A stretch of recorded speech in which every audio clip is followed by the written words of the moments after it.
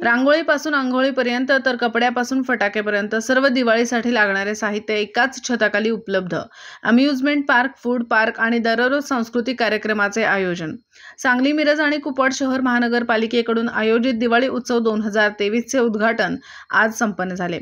सांगली शहरात रस्त्यावर बसून व्यवसाय करणाऱ्या विक्रेत्यांसाठी खास महापालिका आयुक्त तथा प्रशासक सुनील पवार यांच्या संकल्पनेतून दिवाळी उत्सव 2023 चे आयोजन करण्यात आले आहे। शहरातील मध्यवर्ती डॉक्टर बाबासाहेब आंबेडकर स्टेडियम येथे या दिवाळी उत्सवाला रविवारपासून सुरुवात झाली असून याचा सांगलीकर नागरिकांनी लाभ घ्यावा असे आवाहन महापालिकेकडून करण्यात येत आहे। सांगली शहरात होणारी संभाव्य वाहतूक कोंडी आणि सांगलीकरांना एकाच ठिकाणी दिवाळीचे सर्व साहित्य उपलब्ध व्हावे या उद्देशाने महापालिका आयुक्त तथा प्रशासक सुनील पवार यांनी डॉक्टर बाबासाहेब आंबेडकर स्टेडियम येथे महापालिकेकडून दिवाळी उत्सव आयोजित केला आहे। यासाठी 300हून अधिक स्टॉल्स या ठिकाणी उभारण्यात आले आहेत।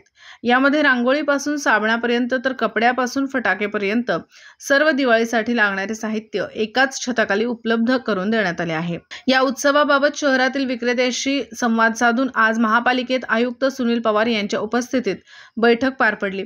या बैठकीत दिवाळी उत्सव 2023 हा नेमका कसा आहे, कोणासाठी आहे आणि यातून कशा पद्धतीने व्यावसायिकांचा फायदा होऊ शकतो आणि शहरातील वाहतूक कोंडी कशी टाळता येईल याबाबत सविस्तर मार्गदर्शन आयुक्त तथा प्रशासक सुनील पवार यांनी सर्व विक्रेते आणि व्यापारी संघटनांचे प्रतिनिधी यांना समजावून सांगितले। त्यानंतर विक्रेता प्रतिनिधी यांनी दिवाळी उत्सवामध्ये सहभागी होण्याचे जाहीर करत उद्या सोमवारपासून आपले व्यवसाय डॉक्टर बाबासाहेब आंबेडकर स्टेडियम येथे सुरू करण्याची ग्वाही दिली। या बैठकीस उपायुक्त राहुल रोकडे, वैभव साबळे, युवा नेते पैलवान पृथ्वीराज पवार, फळे भाजीपाला विक्रेता संघटनेचे शंभूराज काटकर, माजी नगरसेवक अभिजित भोसले, सहाय्यक आयुक्त सहदेव कावडे आणि सहाय्यक आयुक्त सचिन सागावकर यांच्यासह महापालिकेच्या विविध विभागाचे अधिकारी तसेच सांगली शहरातील कापड विक्रेते मोठ्या संख्येने उपस्थित होते। दरम्यान दिवाळी उत्सवामध्ये सहभागी होण्याचा निर्णय झाल्यानंतर आयुक्त सुनील पवार यांच्यासहित सर्व मान्यवर विक्रेता संघटनांचे प्रतिनिधी यांनी विक्रेत्यांच्या सभेत डॉक्टर बाबासाहेब आंबेडकर स्टेडियम येथे जाऊन त्या ठिकाणी दिवाळी उत्सवाच्या तयारीची पाहणी केली तसेच नोंदणीही सुरू केली। त्यामुळे आता सोमवारपासून महापालिकेचा दिवाळी उत्सव हा डॉक्टर बाबासाहेब आंबेडकर स्टेडियम येथे सुरू होत असून त्याचे अधिकृत उद्घाटन रविवारी मान्यवरांच्या हस्ते पार पडले। डॉक्टर आंबेडकर स्टेडियम या ठिकाणी स्टॉल धारकांना सर्व सुविधा देणार असल्याचे त्यांनी यावेळी उपायुक्त श्री साबळे यांनी सांगितले। याचबरोबर या ठिकाणी सायंकाळी सांस्कृतिक कार्यक्रम आयोजित केले जाणार आहेत। यामध्ये मिस सांगली, कराओके, पोवाडे, ऑर्केस्ट्रा, ब्युटी शो, खेळ, पैठणीचा डान्स कार्यक्रम आदी कार्यक्रम दररोज सायंकाळी होणार आहेत। याचबरोबर या ठिकाणी खरेदीसाठी येणाऱ्या नागरिकांसाठी अम्युजमेंट पार्क, फूड स्टॉल, फटाके स्टॉल हेही उपलब्ध असणार आहेत। या दिवाळी उत्सवाचा सर्व सांगलीकर नागरिकांनी लाभ घ्यावा आणि एकाच छताखाली सुरू झालेल्या प्रदर्शनात दिवाळीचे सर्व साहित्य माफक दरात खरेदी करावे असे आवाहन आयुक्त तथा प्रशासक सुनील पवार यांनी केले। सांगली, मिरज आणि कुपवाड शहर महानगरपालिकेने यावर्षी प्रथमच दिवाळीनिमित्त जे स्ट्रीट व्हेंडर्स म्हणजे रस्त्यावर बसून व्यवसाय करणारे जे फेरीवाले आहेत त्यांच्यासाठी डॉक्टर बाबासाहेब आंबेडकर स्टेडियमवर दिवाळीनिमित्त त्यांच्या व्यवसायासाठी आम्ही व्यवस्था केलेली आहे। इथे एकाच छताखाली सर्व वस्तू मिळणार आहे, म्हणजे रांगोळीपासून आंघोळीपर्यंत आणि फराळापासून फटाक्यापर्यंत अशा सर्व प्रकारच्या वस्तू या ठिकाणी मिळणार आहेत। कापड व्यापारी पण इथे येणार आहेत। गेल्या 2-3 दिवसापासून आम्ही हे सर्व फेरीवाला संघटने यांच्या प्रतिनिधींशी चर्चा करून आणि सर्व संमतीने हा निर्णय आम्ही इथे घेतलेला आहे।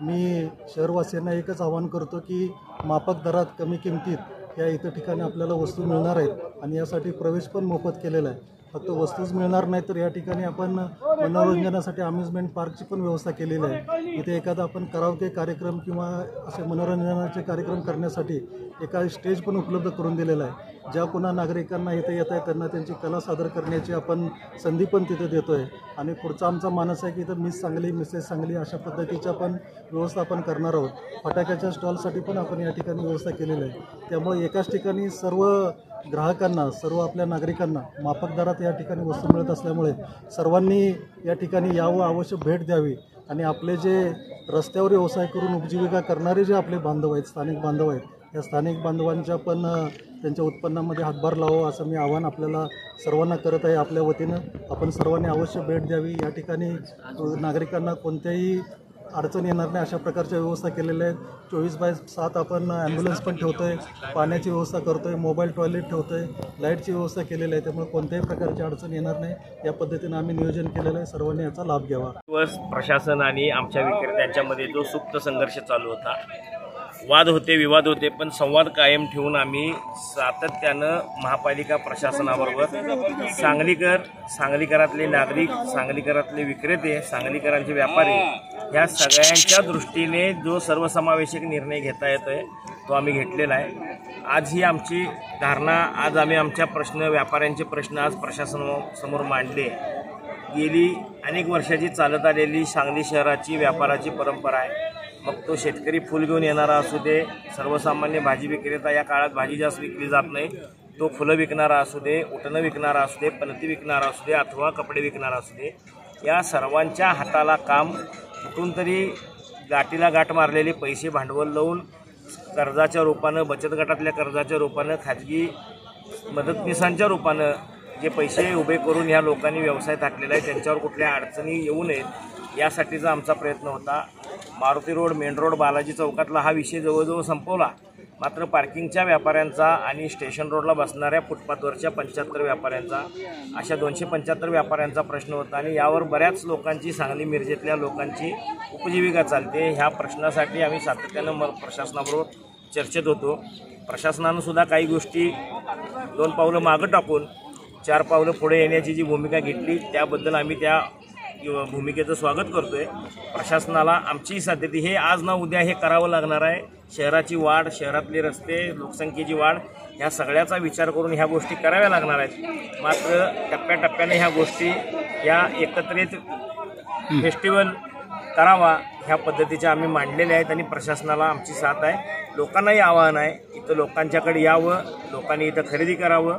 सामान्य कुटुंबातली पोरं उभा राहत आहेत, नवीन तरुण पिढी चोऱ्या मारायच्या मागं न लागता स्वतःच्या व्यवसायात उभी राहत आहेत. ह्या सगळ्यांना आपण आश्वस्त करावं आणि व्यवसाय द्यावा.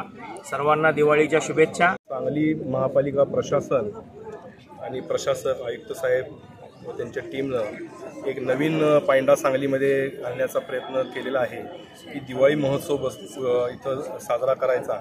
मध्यवर्ती असणाऱ्या आमच्या आंबेडकर स्टेडियममध्ये हा दिवाळी महोत्सव होतोय.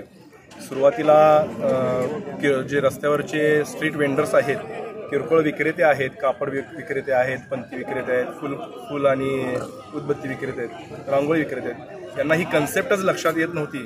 त्यामुळं गेली 4-5 दिवस फार मोठा गोंधळ आणि प्रशासनाच्या विरोधात वातावरण झालं होतं. पण आज सगळ्यांची समजूत काढून मध्यम मार्ग काढण्यामध्ये एक यशस्वी प्रयत्न झालेला आहे.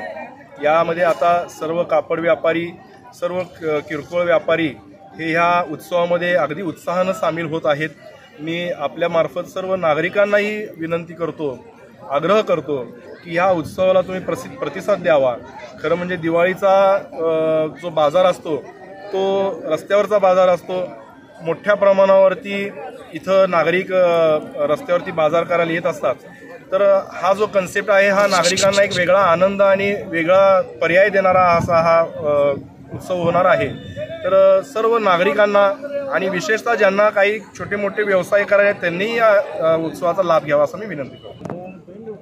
व्यापाऱ्यांच्या बाबतीत पार्किंगमध्ये जे व्यापारी बसतात मदनभाऊ संकुलच्या मदनभाऊ पाटील संकुलच्या समोरच्या बाजूला, त्या सर्व व्यापाऱ्यांच्या बाबतीत एक प्रश्न निर्माण झाला की त्या ठिकाणी त्यांनी बसायचं नाही आणि शनिवारच्या बाजाराच्या निमित्तानं सांगली शहरात होत असलेली गर्दी जी जिल्ह्यातून होते, तर त्यावेळेला त्या ठिकाणी बऱ्याच अंशी एक संघर्ष निर्माण झाला होता.